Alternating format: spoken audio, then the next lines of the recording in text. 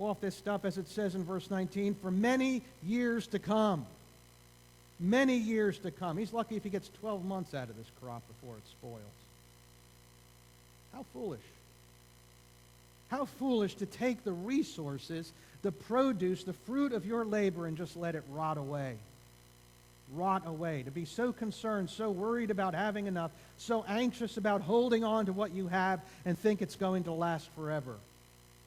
Even under the best of circumstances, you can lose it in the blink of an eye. Former professional baseball player and now businessman Alex Rodriguez of the New York Yankees. You may know him as A-Rod, right? A-Rod. He's now hosting a new television show on CNBC. The title of the show is Back in the Game. And in that show, A-Rod works with former professional athletes who made millions of dollars, some of them tens of millions of dollars, only to end up broke. They thought that the gravy train would last forever. They never dreamed the money could run out. And if you're trusting in your own wealth for your happiness and your contentment and your security and even your provision, you're going to end up disappointed and disillusioned.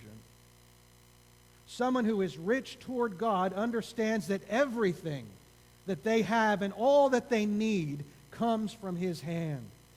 God is their provider. He is their sustainer. He is the protector. He is the multiplier.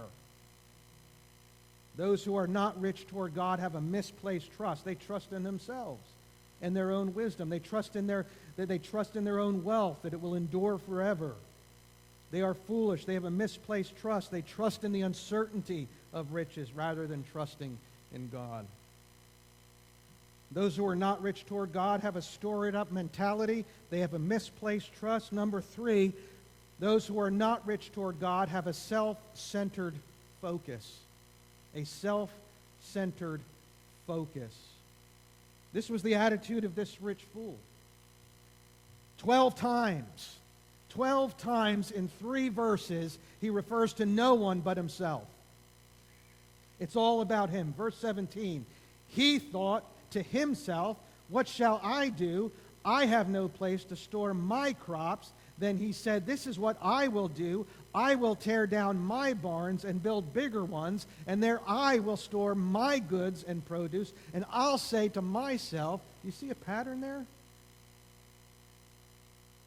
If this was written to describe someone who was rich toward God, verse 17 wouldn't begin with, he thought to himself. No, it would begin with, he went to the Lord in prayer and asked, Father, what should I do? And God said, this is what you shall do. Those who are not rich toward God, number 1, they have a storied-up mentality. Number 2, they have a misplaced trust. They trust in the uncertainty of riches. Number 3, they have a self-centered focus. And finally, number 4, those who are not rich toward God have a short-sighted perspective. A short-sighted perspective. Look at verse 19.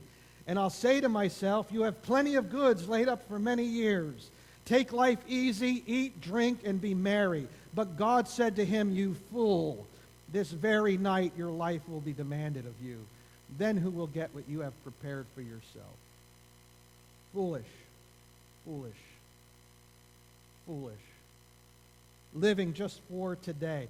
Thinking only about the party. No eternal perspective. No interest in the things of God. Just squandering your blessings. Spending your life away. Eat, drink, and be merry. Self-indulgence. That's not a person who is rich toward God. And the day will come when God says, you fool. This very night your soul will be required of you. Someone who is rich toward God lives with an eternal perspective with regard to their wealth and their possessions. They think about what they will leave behind.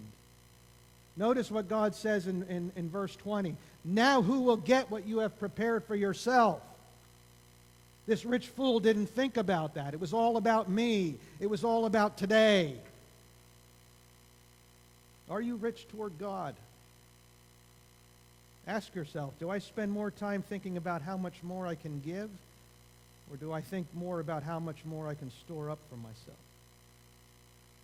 Are you rich toward God? Do you spend more time being anxious about your finances, or do you spend more time seeking God in prayer and in His Word with regard to your finances? Are you rich toward God? Do you see God as the source, the sustainer and protector of all that you have? Are you rich toward God? Do you live each day with an eternal perspective? Do you have an eternal perspective with regard to your possessions? Or are you more concerned about storing up treasure on earth where moths and rust destroy and where thieves break in and steal? For where your treasure is, there will your heart be also. Are you rich toward God? Will you hear those words when you stand before Him, "Well done, good and faithful servant"? Or will you hear, "You fool, tonight your soul is required of you"? Let's pray. Father, again, we thank you for your word. And Jesus, we thank you for every word that came out of your mouth. Every parable you told, every truth you revealed. We thank you for revealing the depths of our hearts that we might live a life that is pleasing to you. We ask, Lord, that you would ingrain your word in our hearts and minds, for it's in Jesus' name and for his sake that we ask it. Amen.